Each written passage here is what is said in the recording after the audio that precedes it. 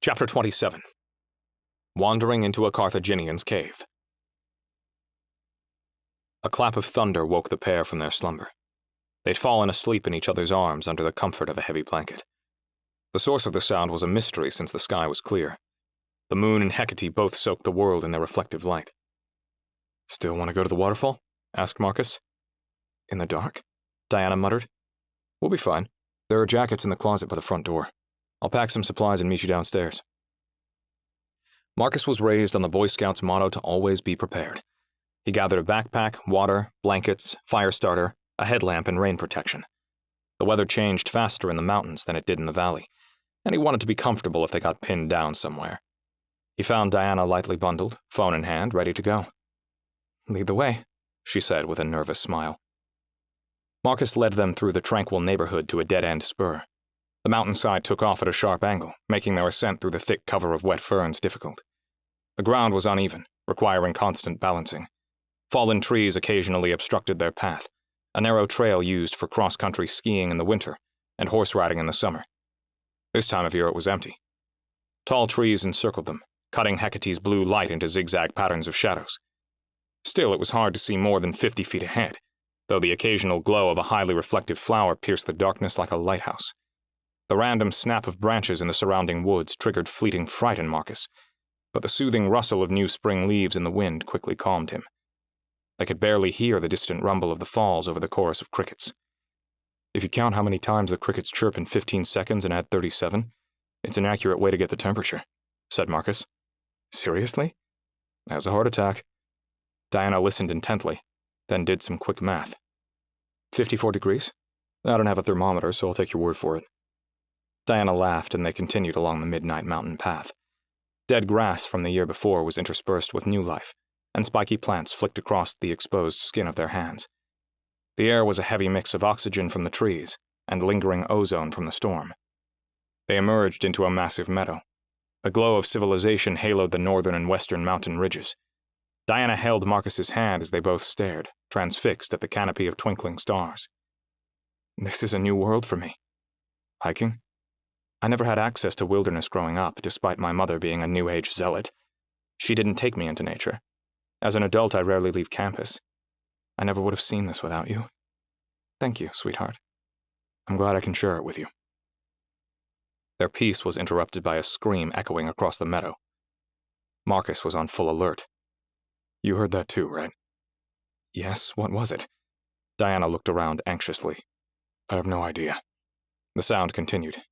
"I think we should follow it," Diana suggested. "You're really getting into the spirit of adventure. But it could be an animal killing something, you sure?" "Yes."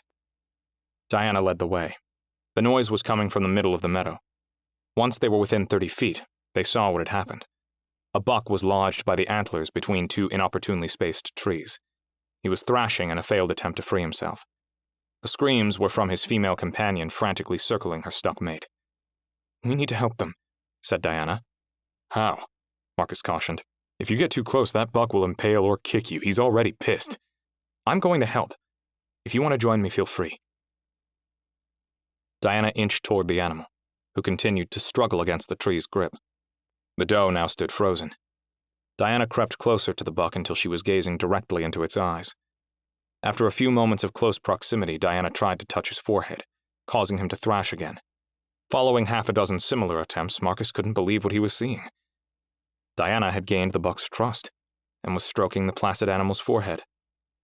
"If we push on his horns, we can get him loose," said Diana. "Not to split hairs, but their antlers. And they're dangerous if he decides to swing them around." "He won't hurt us. He understands we're here to help." "She understands too." Diana nodded at the doe. Marcus decided to trust Diana. After a single push, they'd freed the animal. It stumbled backward, shaking its head while letting out a series of snorts. Marcus moved between Diana and the deer, but she stepped around him. The reunited mates looked at her with discernible gratitude, then bounced off into the forest. Diana was smiling ear to ear. "That was a rush." She leaned in and kissed Marcus again. This was the most intense embrace of the evening, an echo of their physical fireworks before the Federation arrived, Marcus thought. "How much farther is it to the falls?" Diana asked. "A mile.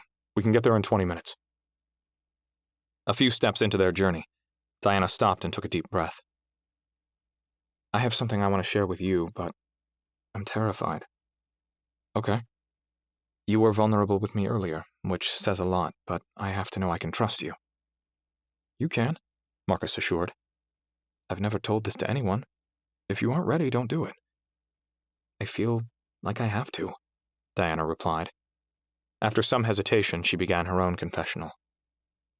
You truly are lucky, I hope you know that. I'm not trying to diminish your pain, so please don't interpret it that way. But this is heaven on earth, Marcus. To grow up here surrounded by such beauty and so much love. My life has been a living hell. I've only known real peace since I left home. Every horrible thing that could happen to one family happened to mine. My mother had delusions of Hollywood grandeur when she ran away, and it ruined us. She had no education, no family, and 2 babies.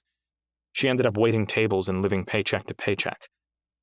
When that wasn't enough, she prostituted herself to wealthy old men she met through her New Age groups. They liked the power they had over her.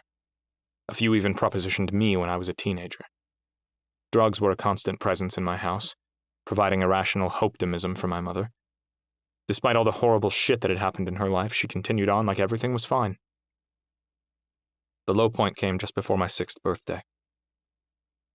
Diana took another long breath, struggling to hold back tears.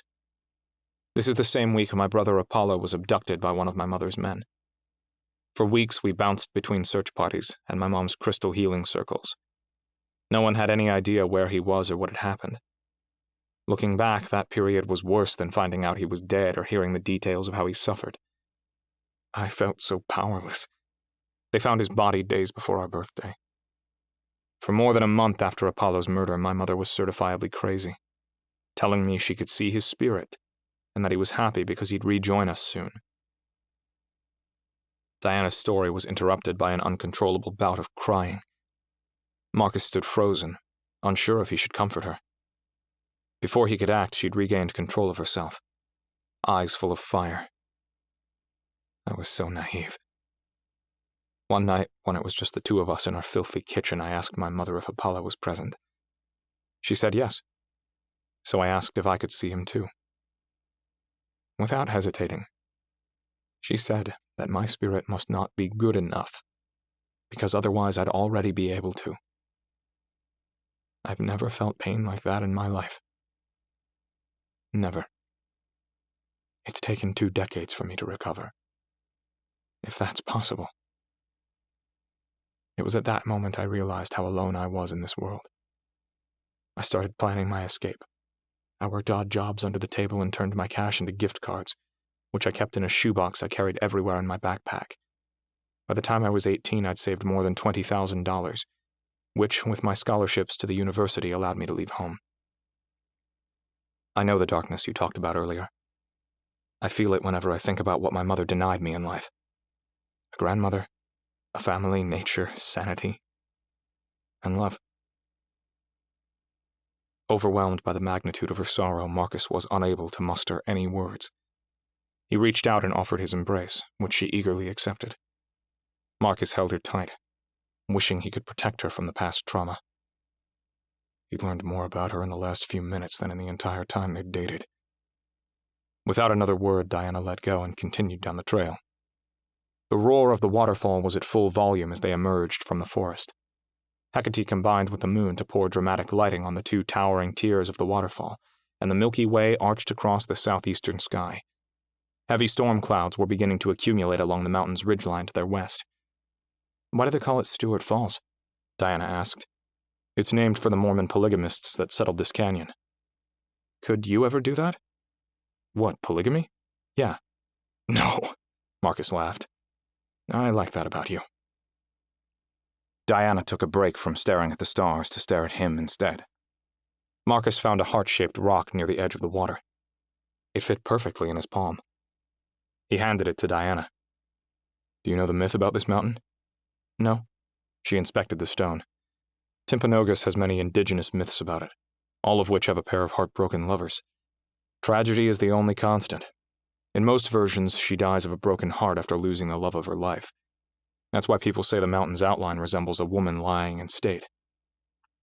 Unexpected hail sent them scrambling. Marcus grabbed Diana's hand, leading her to a cave beyond the trees near the midpoint of the falls. The space was barely tall enough for them to stand. Marcus had deployed one of his blankets before braving the hail to gather wood to build another fire. When the flames were blazing, Marcus faced Diana. Energy streamed through the air between them. Then she pounced. Their tongues danced across each other's hungry lips. They peeled off their clothing piece by piece. A collapse of the barriers left between them. The mix of cold mountain air and heat from the fire delighted their bare skin. Marcus pulled away from their embrace. He took big breaths of air, his chest rising and falling to control his racing heart as the glossiness of Diana's eyes exposed her true desires. He smiled to reassure her of their mutual vulnerability. They took turns exploring with their lips and hands. Marcus nibbled his way from Diana's neck to her inner thighs, eliciting deep groans. He drove his face forward, and she shifted her hips to get closer to the source of pleasure from Marcus's mouth. After being lost in her own gratification, Diana matched his expert use of both tongue and lips. The smell of fire and flesh filled their cave as the storm continued to rage outside. Diana stopped, laying back onto the blanket to speak the first words of their carnal encounter. "I'm on the pill and want to feel you skin to skin." Marcus was beyond rationalization and quickly consented. They both gasped as their bodies became one. Diana locked onto his eyes throughout their rhythmic movement. The outside world melted away. All that remained was their connection. Diana's eyes rolled back in her head as she surrendered to Marcus's thrusting. A primal energy had taken over, accelerating them toward reciprocal bliss. Her excitement climbed until she was shouting for his fingers and mouth again. Marcus seized the moment, pushing Diana to orgasm. She pulled the back of his hair, legs quivering and voice trembling as elation gave way to tears of release. Marcus was concerned by Diana's cries, but she reasserted the nature of their experience, pressing him onto his back and climbing on top. It was Marcus's turn to be lost in the moment as she guided him back inside. Diana rode him relentlessly until he couldn't hold back any longer. As he finished inside her, his roars reverberated into the night sky. Light from the fire's flames danced across the cave walls while thunder rolled down the distant canyon. Diana laid atop Marcus like a victorious warrior queen, chest to chest, gasping for air and exhausted. Marcus gave her one last kiss. Neither knew this was fated to be the only time they'd ever be one.